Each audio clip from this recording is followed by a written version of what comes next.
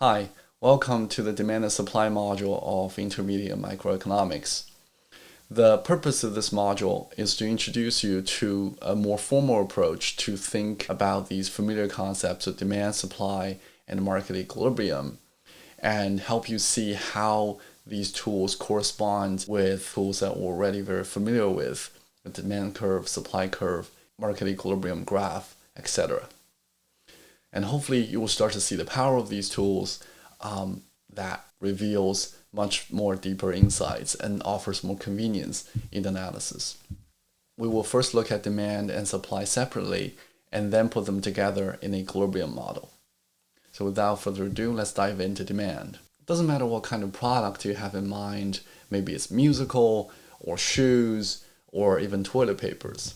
Many different factors go into our consumption decisions. And because there are so many factors working at the same time, we would want to understand the relationship between all these factors and the ultimate outcome of a consumption. But on the one hand, we would want to understand a relationship that is as general as possible so that it's the most realistic. However, on the other hand, the more general of a relationship we think about, the more difficult it becomes to think through them.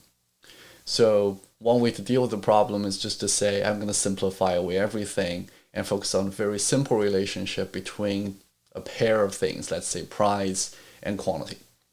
On the other hand, perhaps we can introduce some tools that can help us manage these things and still help us extract some useful insights and intuition from a reasonably rich and realistic object.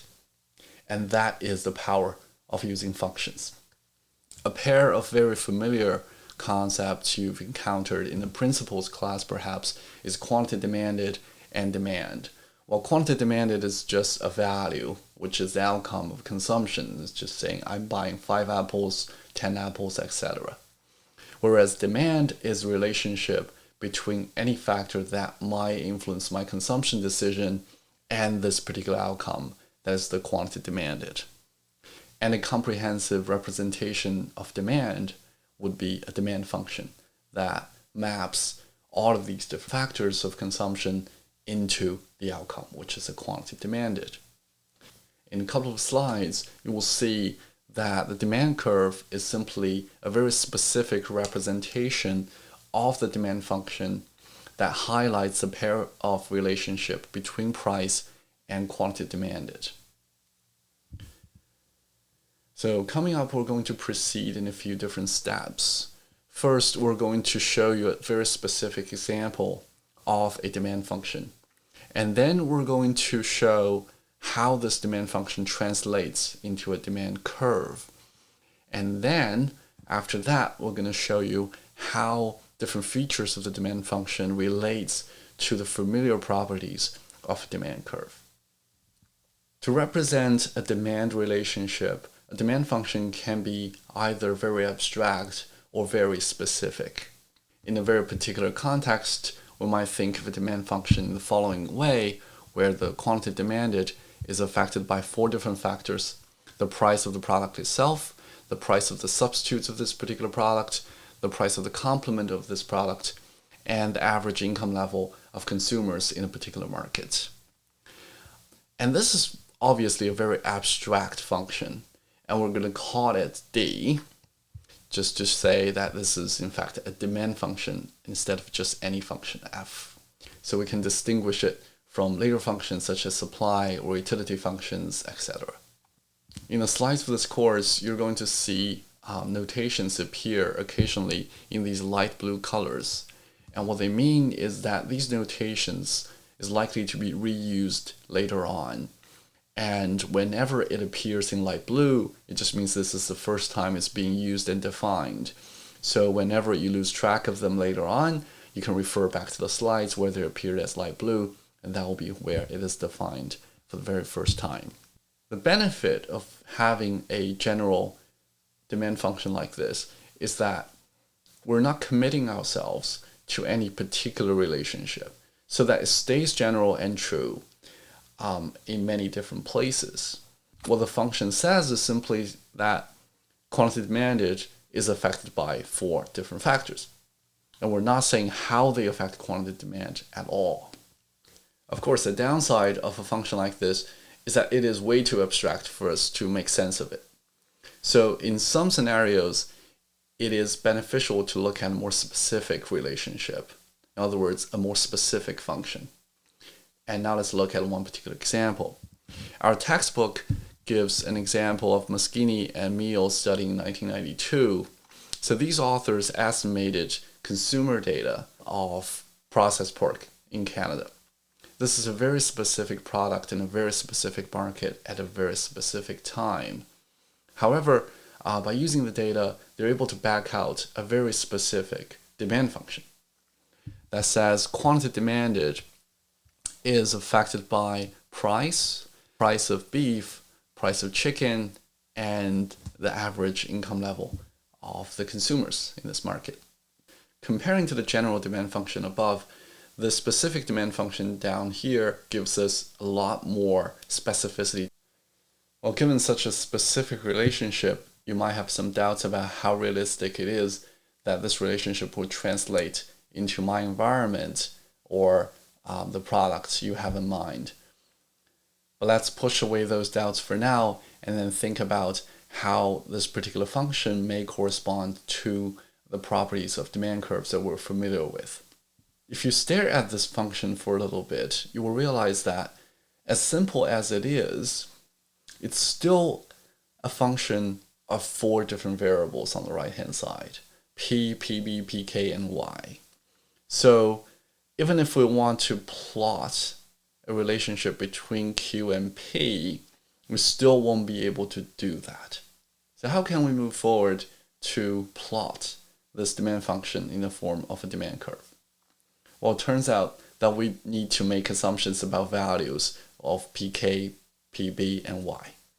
So what values should we take?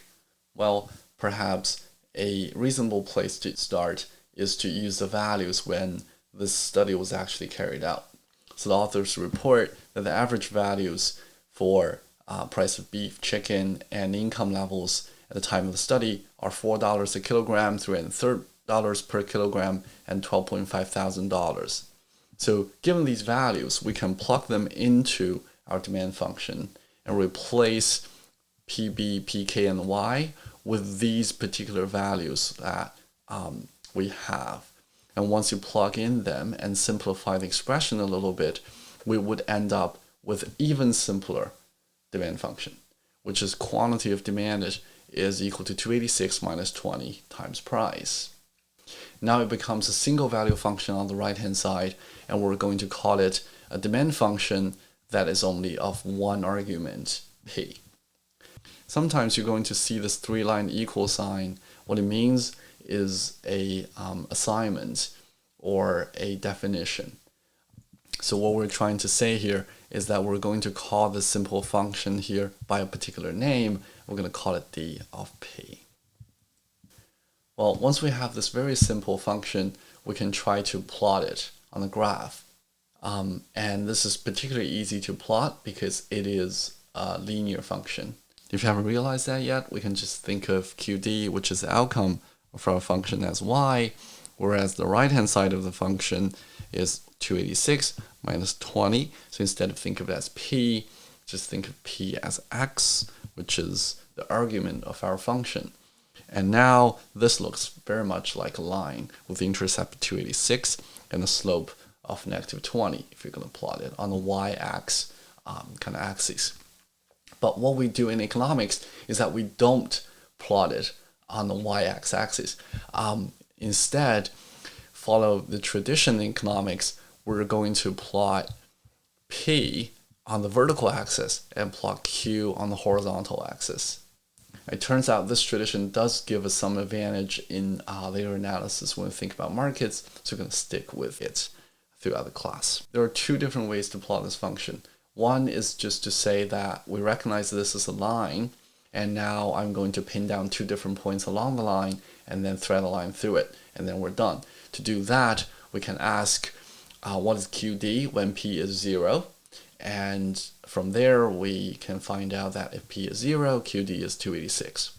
right? So when P is 0, QD is going to be 286. So this gives us 1 point. For the second point, we can ask ourselves, well, what is the price level such that consumers are not buying any? In other words, what is the P level such that QD is equal to 0? And we can solve for that, and we will find is that price level is equal to 14.3. So that gives us the second point up here, the intercept on the p-axis. When Q is 0, P is 14.3. So now, because this is a line, we can just thread a straight line through these 2 points, and that gives us the demand curve. The other way to do this is to inverse this function. So instead of having QD, which is our outcome of the function, is equal to 286 minus 20p, we can rewrite this function in terms of p. To do that, we're going to subtract 286 from both sides of this equality. So we're going to get QD minus 286 is equal to minus 20p, and then we're going to divide minus 20 on both sides. So that's going to give us P is equal to 286 minus divided by 20, and then minus 1 over 20 times QD. And of course, 286 divided by 20 is just 14.3 minus 1 over 20 QD. So now we have a function that has a y-intercept, or rather a p-intercept, of 14.3 and the slope of negative 1 over 20. And that's exactly this demand curve here. And we're going to see this sort of inverse function approach a little bit later on when we go to the programming part. Now coming back to demand, we're usually very interested in the relationship between price and quantity demanded. So especially many firms will worry about, if I raise the price for $1, what's going to change in the quantity demanded on the consumer's part. So to think about that, we can stare at this demand function a little bit and then realize, well, if I raise the price by $1 every time, the demand is going to drop by 20 units. Well, that's really straightforward here because, well, this is a linear demand function. So if I raise price by 1 unit every time, the quantity demanded is going to fall down by 20 units every time. You can verify that property from this function very easily. But a more general approach is not to stare at the function like this, but instead just take a derivative of the function with respect to price. So if you take derivative of the demand function here with respect to price, you can get a very straightforward answer of minus 20. It might seem a little bit redundant here to use the tool of derivatives, but it turns out this is a much more general tool and much more powerful way to get the answer.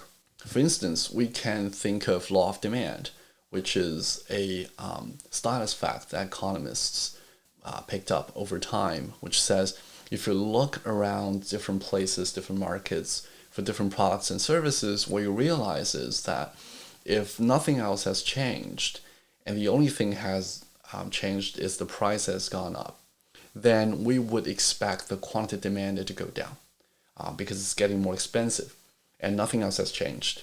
So consumers are probably going to want to buy less of this particular product.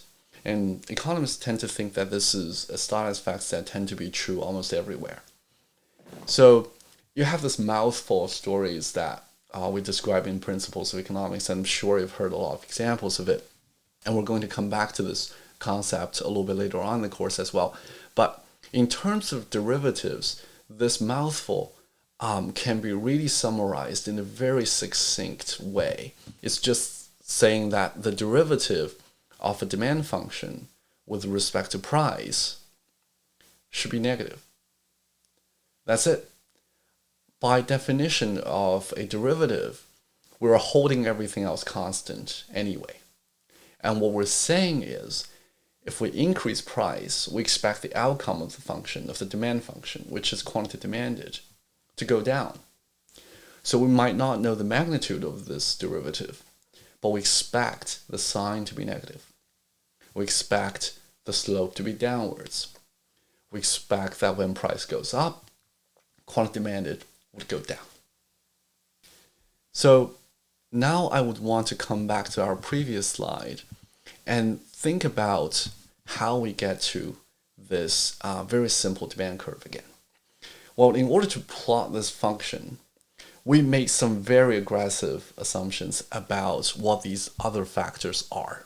We pushed in some very specific values for PB, PK, and Y in order to get from this already specific demand function to a plottable function, right? So you might think, well, this is completely useless, because what if PB isn't 4 anymore and PK isn't 3 1/3 anymore, or Y isn't 12.5 anymore? So how will this demand curve help me anyway? Well, it turns out that if you think about demand curves, it's really difficult to recover the information about these other factors. And just by looking at this function, you realize that all these information about 4, 3 1/3, 12.5, etc., all collapsed into this intercept of 286. So it's really hard to go back from here and look back at how the demand function would change, or how the demand curve would change if one of these three factors move around a little bit now. In other words, we've already destroyed that information by plugging in specific values. So it turns out a much more useful approach is to not destroy that information, while still getting the more specific kind of intuition we would get from a demand function. Well, it turns out to do that, we need to work with this slightly more complicated expression here. And now let me give you an example to think about what would change the quantity demanded if other factors change. What if price of beef changed a little bit? How would quantity demand change? And it turns out that's not hard at all. It's exactly the same approach that we would use with analyzing a demand function when we think about a demand curve itself. And it's just going to manifest in a slightly different way on the graph.